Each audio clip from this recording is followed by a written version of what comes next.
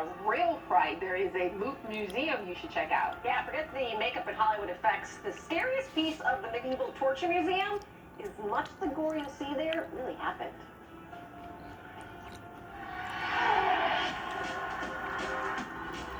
I bet you my husband would love it if I put this on.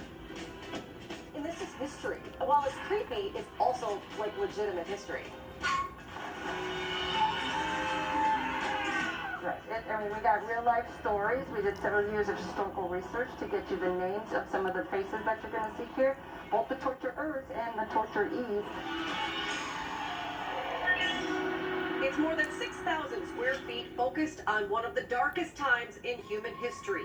Sights and sounds inside the medieval torture museum will leave you scratching your head in disbelief. This is called the Spanish tickler. So this woman was accused of being a witch and has been in prison for a couple months and wouldn't confess. So in order to get her to confess, they put her on the torture table. He starts to scratch her skin lightly, and then he starts to dig. It gets very painful. If she did confess, most likely she was executed later. Witches, certainly a hot topic during the Dark Ages. Here, several interrogation methods show how they determined who was and wasn't a witch, like trial by water. If she survived, the devil saved her and she was a witch and subsequently executed. And if she didn't survive, she was innocent, but her soul went to heaven. So they saved her.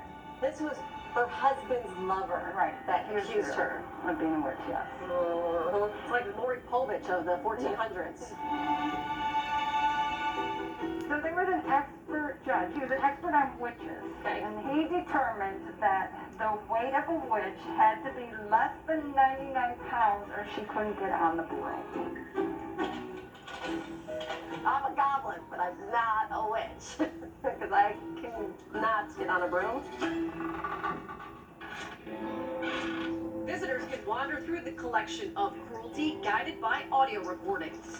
He wanted to roast a living person placed inside a copper vat as an entertainment for spectators.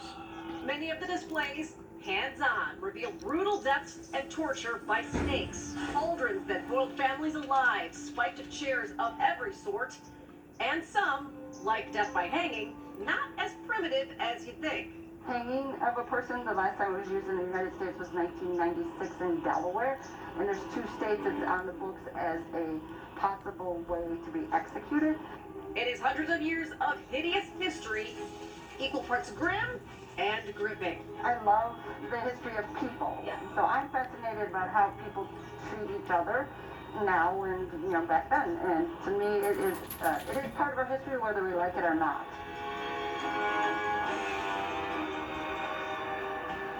It's so fascinating.